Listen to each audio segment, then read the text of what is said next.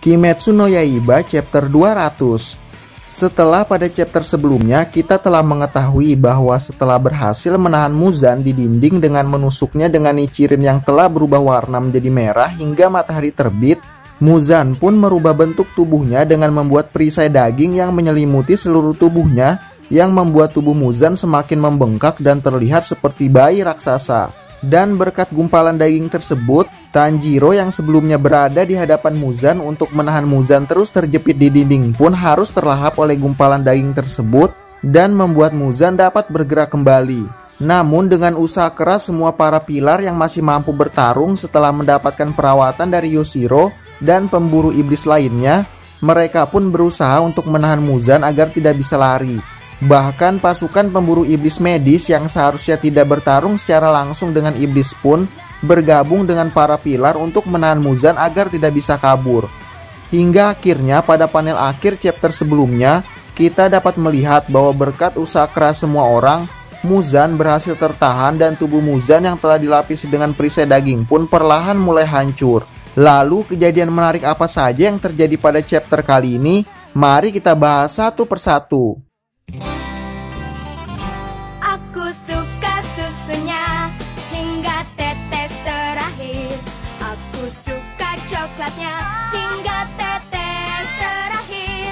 Susu bendera coklat nikmat hingga tetes terakhir. Pada panel awal chapter ke-200 Kimetsu no Yaiba kali ini, kita dapat melihat bahwa berkat usaha keras semua orang, Muzan pun berhasil tertahan dan terlihat mulai hancur setelah terkena sinar matahari.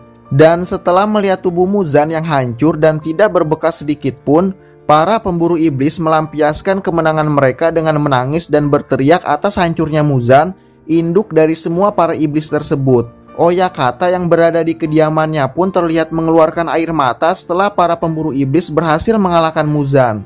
Namun tentu saja tugas mereka belum berakhir sampai di situ. Oyakata yang juga telah sangat kelelahan menginstruksikan untuk segera mengobati para pemburu iblis yang terluka.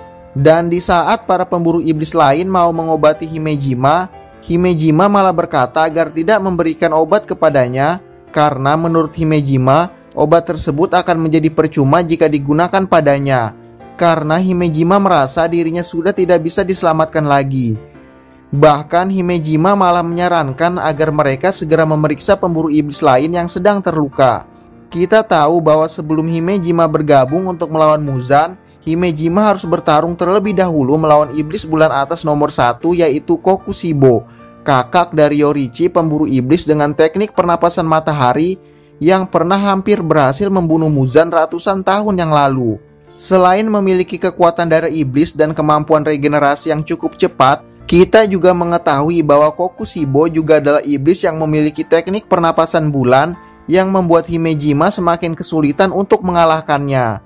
Bahkan dalam pertarungan tersebut kita masih ingat bahwa Genya, adik dari Sanemi, dan Tokito sang pilar kabut harus tewas dalam pertarungan melawan Kokushibo. Lalu setelah berhasil mengalahkan Kokushibo, Himejima dan Sanemi yang telah mendapatkan luka yang lumayan parah bergabung ke dalam pertarungan melawan Muzan. Dan dalam pertarungan melawan Muzan, Himejima kembali mendapatkan luka yang sangat parah, bahkan membuat salah satu kakinya harus terpotong. Namun berkat pertolongan Yoshiro, Himejima dapat terus bertarung melawan Muzan hingga akhir. Meskipun pada akhirnya Himejima harus tewas setelah mengetahui kematian Muzan dan kembali berkumpul dengan murid-muridnya yang juga telah tewas. Lalu di tempat lain kita dapat melihat kondisi Kanroji dan Iguro yang juga telah terluka sangat parah akibat pertarungan melawan Muzan. Dan jika kita flashback sedikit ke belakang sebelum bergabung ke dalam pertempuran melawan Muzan, kita telah mengetahui bahwa Iguro dan Kanroji juga telah cukup kerepotan ketika harus berhadapan dengan iblis bulan atas nomor 4 yang mampu memanipulasi ruangan. Namun berkat bantuan Yoshiro, Iguro dan Kanroji berhasil bergabung ke dalam pertarungan melawan Muzan yang membuat mereka berdua menerima luka yang sangat parah hingga akhir. Dan dalam percakapan sedih antara Iguro dan Kanroji tersebut, kita dapat mengetahui bahwa seperti yang dikatakan oleh Kanroji, bahwa tubuhnya sama sekali tidak terasa sakit, yang berarti Kanroji sudah tidak dapat merasakan tubuhnya lagi. Lalu berkata bahwa sebentar lagi ia akan mati.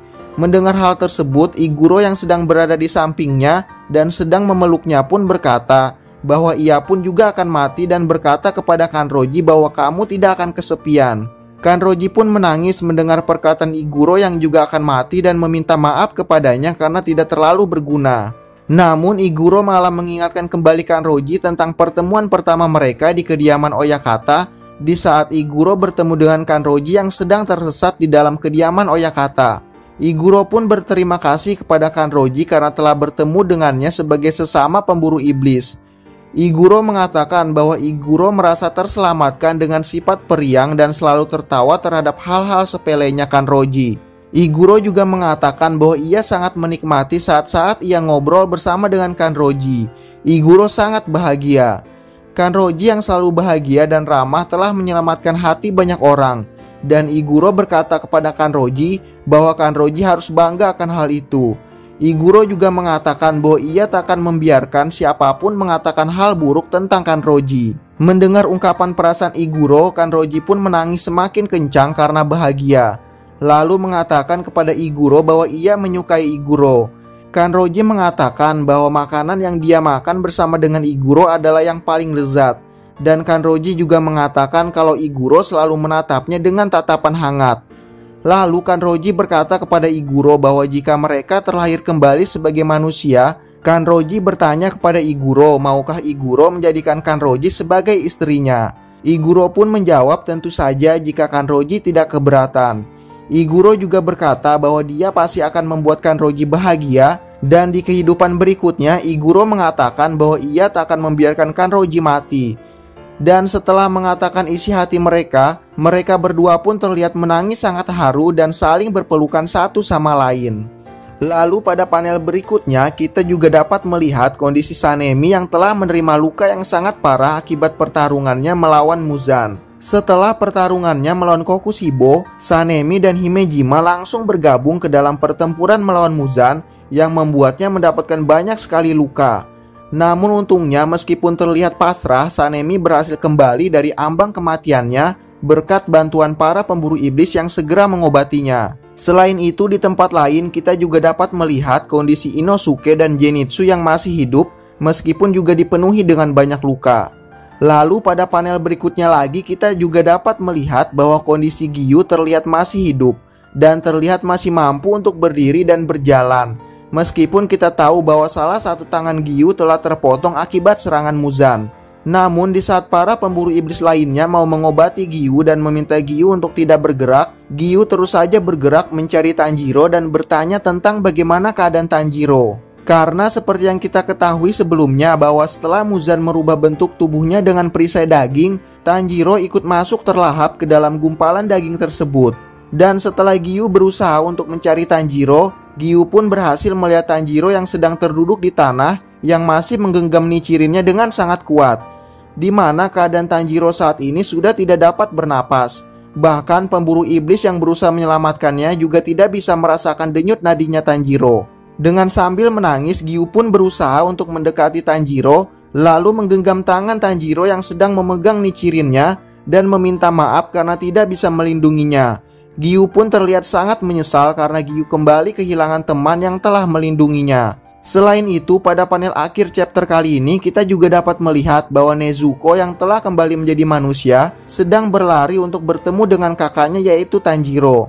Lalu apakah Tanjiro akan benar-benar mati? Karena meskipun pada chapter kali ini kita mengetahui bahwa keadaan Tanjiro sudah tidak bernapas, bahkan denyut nadinya pun sudah tidak ada, namun masih ada kemungkinan kalau Tanjiro sang protagonis utama dalam Kimetsu no Yaiba akan hidup kembali. Mengingat bahwa kejadian yang sama juga pernah terjadi ketika Tanjiro berada dalam keadaan sekarat setelah menerima darah yang sangat banyak dari Muzan. Dan pada saat itu kita juga melihat bahwa Tanjiro juga sedang memegang nichirinnya dengan sangat kuat dan membawanya masuk ke dalam ingatan masa lalu leluhurnya yang membawa Tanjiro kembali bangkit setelah kondisi sekaratnya. Namun mungkinkah kejadian tersebut terulang kembali? Entahlah, sepertinya kita harus menunggu jawabannya pada chapter-chapter selanjutnya. Nah, itulah kejadian-kejadian menarik yang terjadi pada chapter kali ini. Gimana menurut kamu? Tinggalkan komentar kamu di bawah ya. Terima kasih sudah menonton video kali ini dan jangan lupa untuk dukung dan subscribe channel ini agar channel ini boleh terus berkembang. Terima kasih. Sayonara. ありがとう君が